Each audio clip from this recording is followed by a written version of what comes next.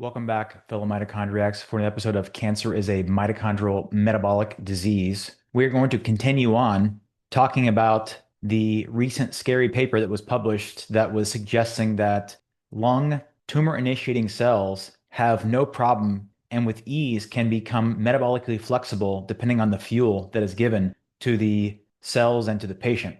We've covered now the vast majority of the paper, but I left a couple of pieces to have their own small videos. In particular, today we're going to be looking at, again, information that was taken from this paper from November of 2025. We're going to be looking at the next bullet point on our checklist here to cover this paper with great detail and with care, and that is the utilization of ketones. This is a word that is often misinterpreted to mean fuel. And what we're going to do is we're going to get into this paper and look at what these authors actually found that ketones were doing inside the cancer cells. So without further ado, let's get into it.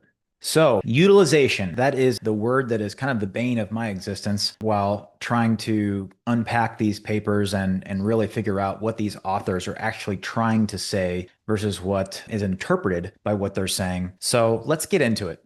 So it says here, activation of ketolysis drives the TCA cycle and lipogenesis. The metabolic switch suggested that ketones might support downstream metabolic needs in TIC cells, remember that's tumor initiating cells, and in doing so, support glucose as a major source of fuel. As a start to investigate how ketone utilization remodeled cellular metabolism, we performed global untargeted metabolomics analyses on TICs cultured under ultra-low glucose conditions or ultra-low glucose plus the addition of the ketone body acetoacetate using liquid chromatography, mass spectroscopy, ketolytic intermediates such as acetoacetic acid, acetoacetyl-CoA, and 3-hydroxy-3-methylglutarate were upregulated in TICs cultured under ultra-low glucose conditions with the addition of acetoacetate. Remember, those were given 10 millimoles of acetoacetate in those experiments.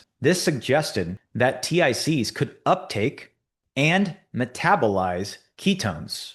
That's another word that actually is very misrepresented sometimes, metabolism of ketones. Notably, supplementation with acetoacetate resulted in a significant upregulation of metabolic intermediates in the TCA cycle, ceramide metabolism, and fatty acid elongation pathways. Citrate is a major TCA cycle intermediate that can be transported into the cytosol or the cytoplasm for conversion into acetyl-CoA and malonyl-CoA. Both molecules are essential for synthesis of fatty acids, thereby pointing to the role of ketones in lipid metabolism, especially towards fatty acid synthesis. So basically, if ketones were burned or oxidized, it would require a couple of things. Number one, it would require an intact mitochondria that's functional structurally. It would also require oxygen, and then beta-hydroxybutyrate and or acetoacetate would be brought into the TCA cycle as acetyl-CoA, and then it would complete the cycle, giving off both NADH and FADH2, which would enter the electron transport chain and ultimately be oxidized into water and ATP through the electron transport chain. But what it's actually suggesting is that it's not going all the way through the TCA cycle. What's happening is acetyl-CoA is going to get converted into citrate, and then citrate will exit the mitochondria into the cytosol, and it'll participate in de novo lipogenesis, not beta oxidation, which is the breakdown of fatty acids, and fatty acid oxidation, which requires, again, an intact mitochondria and oxygen. It's not suggesting that. To unequivocally confirmed that acetyl-CoA arising from ketolysis was channeling towards the synthesis of long-chained fatty acids, a metabolic flux tracing study was performed using carbon-13 labeling beta-hydroxybutyrate. Isotope labeled acetoacetate was not readily available. TICs were incubated in 10 millimoles of beta-hydroxybutyrate. Again, super physiologic amounts of beta-hydroxybutyrate, something that would represent ketoacidosis in humans. But we'll move on here. For 2 hours under glucose limiting conditions. And both polar and non-polar metabolites were analyzed by this chromatography. As expected, this radio-labeled beta-hydroxybutyrate isotopologues were readily detected in TICs but undetectable in ADH cells, indicating efficient ketone uptake by TICs. The 13-citrate M plus 2 isotopologue, a TCA cycle intermediate and fatty acid precursor, was also enriched in TICs but remained undetectable in ADH cells. In addition to total beta-hydroxybutyrate, total citrate levels were also significantly reduced in ADH cells, potentially reflecting decreased citrate biosynthesis, which may promote glycolysis to support cell proliferation. In general, TICs exhibited markedly high incorporations of this 13C labeled carbons into the phospholipid species of phosphatidylcholine, PC, phosphatidylethanolamine, PE, and phosphatidylinositol, PI, compared to ADH cells. TICs also consistently showed a broader range and greater abundance of higher mass isotopologues, reflecting enhanced metabolic routing of the 13 carbon labeled carbons derived from beta-hydroxybutyrate into fatty acid chains of complex lipids. By contrast, ADH cells predominantly contain unlabeled or minimally labeled isotopologues, indicating a lower dependence on this 13 carbon labeled beta-hydroxybutyrate for phospholipid synthesis. These results supported the notion that ketone bodies taken up by TICs, tumor-initiating cells, were directed into the TCA cycle and subsequently fatty acid synthesis pathways under glucose-limiting conditions. It later says, to establish the physiologic relevance of the metabolic switch within native tumors, we investigated whether TICs, tumor-initiating cells, could utilize exogenously supplemented ketones. A previous study reported that short-term 3-day exposure to high-fat ketogenic diet did not significantly impact tumor glucose metabolism. Given that longer durations ranging from 35 to 91 days of ketogenic diet administration in our study, we found a significant reduction in glucose levels at experimental endpoint in mice fed a ketogenic diet compared to those on a control diet. Notably, metabolite profiling of excised tumors from ketogenic diet fed mice also showed that intratumoral glucose levels were significantly lower. In the aqueous fraction, levels of ketone intermediates 3-hydroxy, 3-methylglutarate, and acetoacetic acid, the TCA intermediate succinic acid.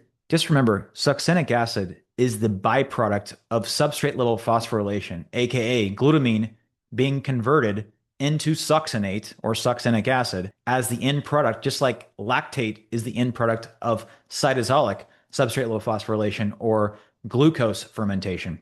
And reduced glutathione were elevated when mice were fed a ketogenic diet. The increased level of reduced glutathione also reflected increased TCA activities in the nonpolar fraction in support of the notion that circulating ketone bodies could be channeled toward de novo lipogenesis, or the making of new fatty acids. Numerous lipid species related to the lipogenesis pathways were upregulated. By contrast, tumors generated from ADH cells did not demonstrate any increase in levels of metabolites associated with TCA or de novo lipogenesis when sustained on a ketogenic diet. The observations underscored that the possibility that the ADH cells lacked the capacity to import ketones, or they lacked ketolytic enzymes for efficient ketone metabolism. It said, lastly, the ability of acetoacetate to rescue TIC growth and function indicated that ketolysis and associated downstream pathways were likely functionally intact. First, we examined the expression of key enzymes responsible for ketone catabolism, or the breakdown. The rate-limiting enzyme OXCT1, mitochondrial acetyl-CoA acetyltransferase ACAT1, and cytosolic acetyl-CoA acetyltransferase ACAT2 were abundantly expressed in TICs compared to the ADH cells. This low expression of OXCT1 in ADH cells likely accounted for their inability to utilize ketones. Strikingly, key lipid metabolism genes responsible for both cellular de novo lipogenesis and lipid droplet formation, FASN, ELOVL6, HMG, CR, ACAT1, ACAT2, and SCD were overexpressed in lung TIC, suggesting that lipids might be stored as lipid droplets. De novo lipogenesis involves synthesis of fatty acids from excess carbohydrates, and FSN is the rate-limiting enzyme which converts acetyl-CoA to malonyl-CoA into palmitate. Indeed, standing for neutral lipid droplets with BODAP 493-503 confirmed that there were more abundant in TICs even when glucose was non-limiting compared to ADH cells. To profile the composition of lipids, we performed chromatography, LC-MS, lipidomics, intermediates, de novo lipogenesis, such as diacylglycerol, triacylglycerol, fatty acids, ceramides, and phospholipids were detected. During ultra-low glucose starvation in TICs, lipid droplets were depleted. This is consistent with prior studies, which reported the mobilization of lipid droplets during glucose starvation through lipophagy. Crucially, however, their abundance could be restored through ketone supplementation, thus pointing to the rapid ability of TICs to activate ketone metabolism for sustaining cellular homeostasis. And what we have here is a graphic showing that ketone bodies are brought in by MCT transporters, and then they are metabolized into acetyl-CoA, which is going to be used to make new fatty acid or complex lipids that are needed by the cell for rapid growth and expansion. And we see here in this article, The Cell, A Molecular Approach, second edition, that the structure and function of cells are critically dependent on membranes, which not only separate the interior of the cell from its environment, but also define the internal compartments of eukaryotic cells, which is what we are, including the nucleus and cytoplasmic organelles. The function of biologic membranes is based on the properties of lipids, and all cell membranes share a common organizational structure, bilayers of phospholipids with associated proteins. These membrane proteins are responsible for specialized functions. Some act as receptors that allow cell to respond to external signals. Some are responsible for the selective transport of molecules across the membrane, and others participate in electron transport and oxidative phosphorylation. In addition, membrane proteins control interactions between cells and multicellular organisms. The common structural organization of membranes thus underlies the biologic processes and specialized membrane functions that will be discussed in detail in later chapters. I then pulled a part of the article that says lipids constitute approximately 50% of the mass of most cell membranes, although this proportion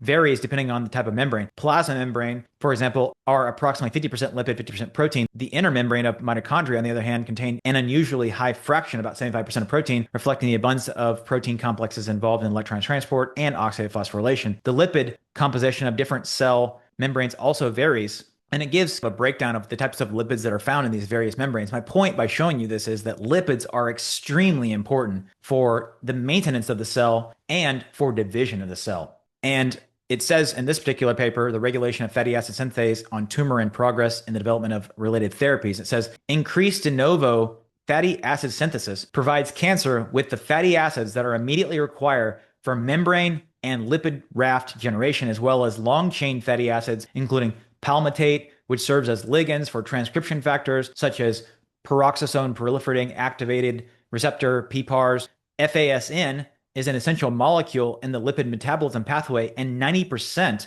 of the fatty acid synthesis in tumors arise from de novo fatty acid synthesis catalyzed by this FASN. Overexpression of FASN has been observed in multiple human cancers, highlighting the aberrant activity of de novo fatty acid pathways. So what I'm trying to get at by showing this is that lipids are extremely important.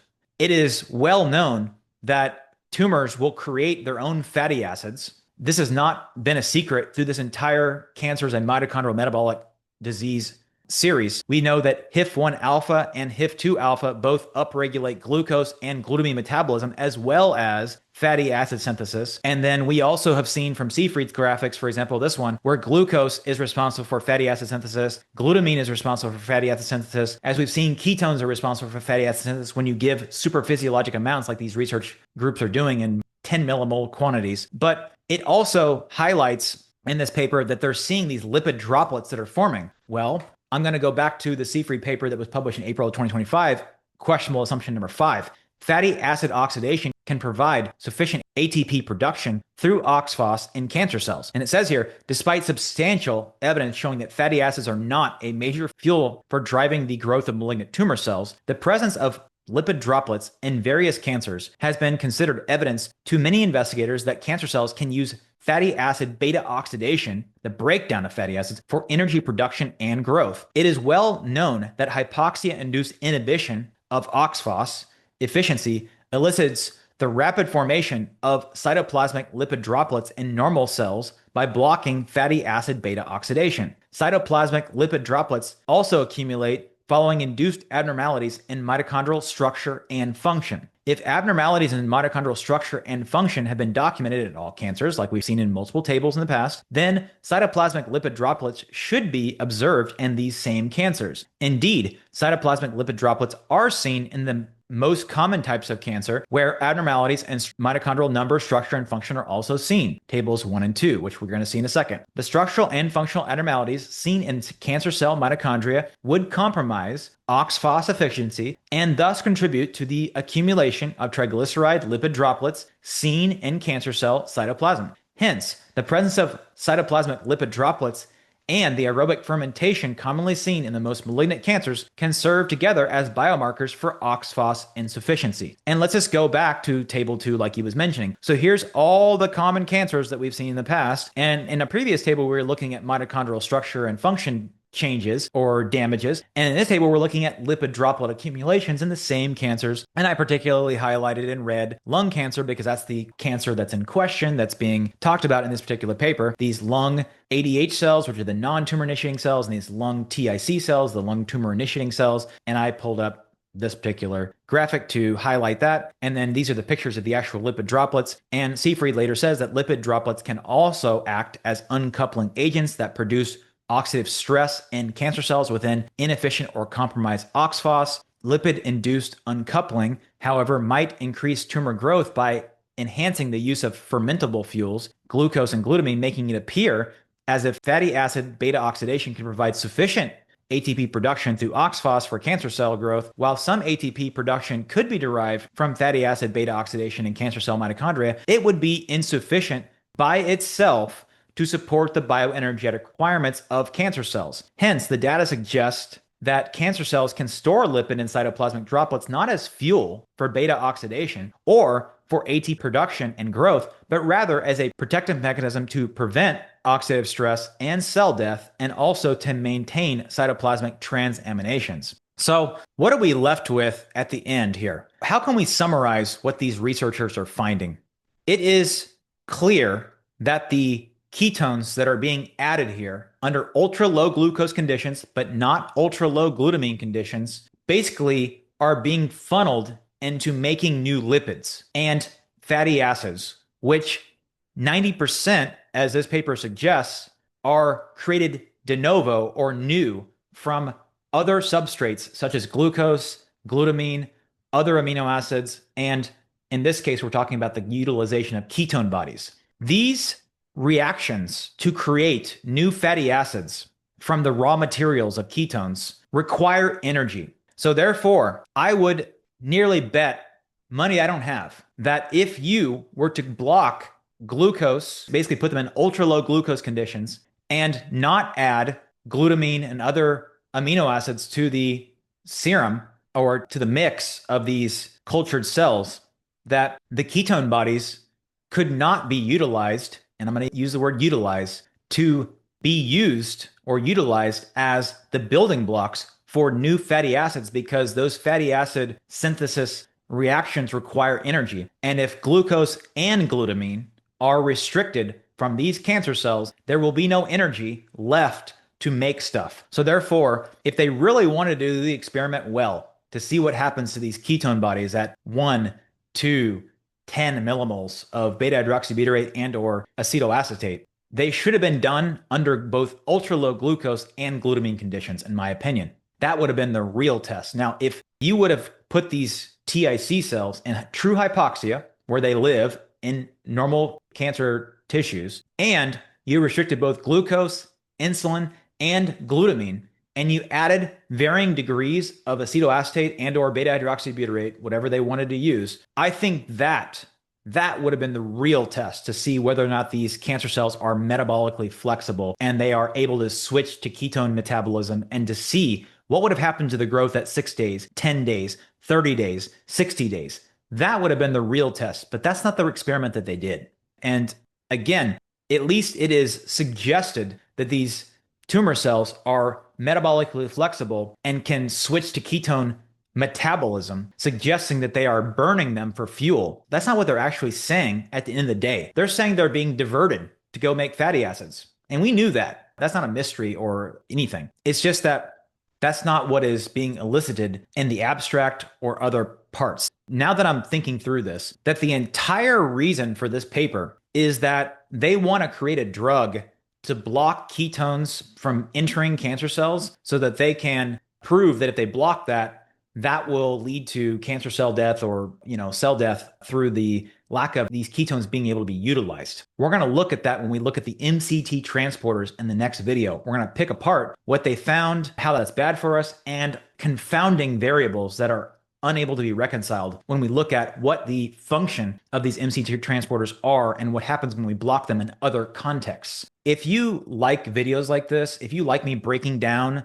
the nitty-gritty to why these papers have flaws and use other literature to back that up to help us understand that when we're employing a therapeutic ketogenic diet, although not in and of itself a miracle cure, by all means, no one is saying that. And it is meant to be used in a systematic fashion when employing ketogenic metabolic therapy, not as a standalone treatment. No one is saying that. But if videos like this, give you hope and clear up doubts and fears, please like this video. Please share it with others who may be struggling or having the same doubts or fractures in faith with the ketogenic diet. And until next time.